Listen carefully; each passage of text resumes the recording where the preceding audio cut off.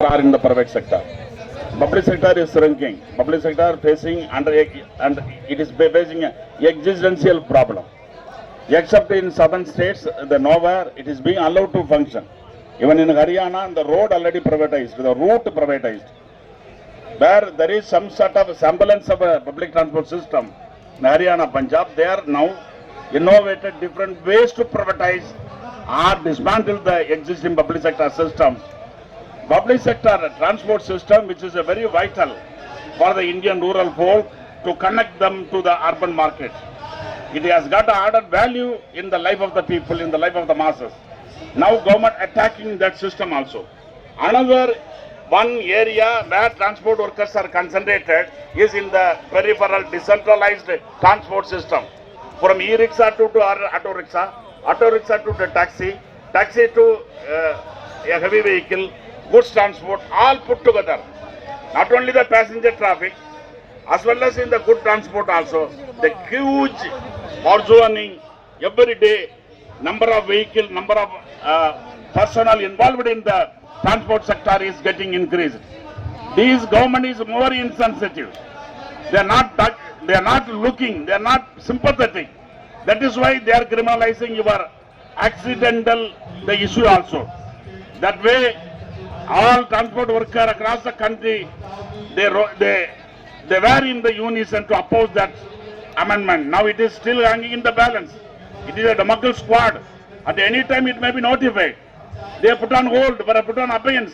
The particular section due to our militant struggle of the transport workers, or otherwise they may take up any time. They want to criminalize your activity. It is an accident. It is a negligence. I told them it is not a hit and run cases. It is a misnomer legally. It is not a hit and run. Nobody deliberately will hit anybody, any human being. But these people are characterizing you as a criminal. If any accident is accident. It is not intended any murder or any intended killing. But they want to, in such a way they are phrasing. Nowhere in the globe, so many studies undertaken by the Europeans as well as in the international bodies about the accidents. Criminalizing such an activity or bringing a draconian such a provision cannot deter accident anywhere. It is scientifically proved. Accident connected to a different. It connected to road engineering. It connected to mechanical engineering, transport, vehicle engineering. It connected to all the social well-being of the driver or those who are handling the vehicle. So it is not a one-man affair. But these people want to those who are even not. It is not a matter of driver or a conductor. All driving public also being getting criminalized. So such a way this government is approaching. Another one, there is some petty production in the road transport sector with a petty amount of capital, either 1 lakh to 5 lakh. They can buy one vehicle or they can get one vehicle borrowing some loan. All that vehicle now going to be demolished. Such a system of auto wala, he feels that I am a owner come driver. A taxi wala, he may feel that I am a owner come driver. You are all such a petty production system already being demolished by the ongoing capitalistic offensive from rural India, either in agriculture, in a grocery shop. You go to all merchants across the country, they are going to be squeezed out by multinational. Likewise, in the motor transport area also, such a petty producer, such a petty owner, having a chota vehicle, they are going to be eliminated from the market. That is the conspiracy of the capitalism, upon which the Motor Vehicle Act has been amended. That is why your wala, all other app-based system, now corporates are eyeing. It is a huge market in India, Indian transport market. They want to hegemonize by one or two people. We have to resist. To resist all this offensive, we have to mobilize them. You see, then latest they bring the Social Security Code. There is no word for any worker with the government will not contribute a single penny. But they are speaking. Every day they will speak. Universal coverage of Social Security or a pension or any other medical benefits, all these things. Nothing more. E-Saram portal, all these things, it is a humbug.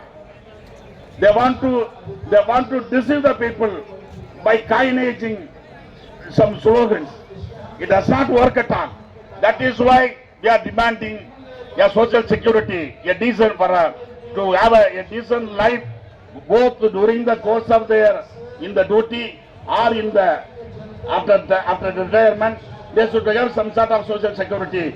That is why we decided to have this rally at Delhi. Despite all heavy words, our comrades from Kanyakumari to Kashmir, from Himachal Pradesh, from Manipur, from Rajasthan, all have been assembled here. It is not a one day affair. We have to continue this struggle. That is, then only we can pressurize this government. They want to get it diverted to so many things. They are every day they are manufacturing some agendas. We must be more careful. We are connected to the people. We are the only person. We are more connected to the masses public. So we're coming May 20th general strike call that has been given in this context. Every sector, everywhere, such a preparation is going on. I expect road transport workers across the country to come forward to resist this onslaught, to defend our right to save the nation. With this word, once again, I congratulate those who organize and the comrades who come across the country to this part of the land, this part of our country, to New Delhi, to resist, to ventilate your grievances, to say your solidarity and your voice to the ruling dispensation. With this word, once again I thank you all for giving me this opportunity. La salam, Jindabad. Thank you, Comrade Karmali. Now,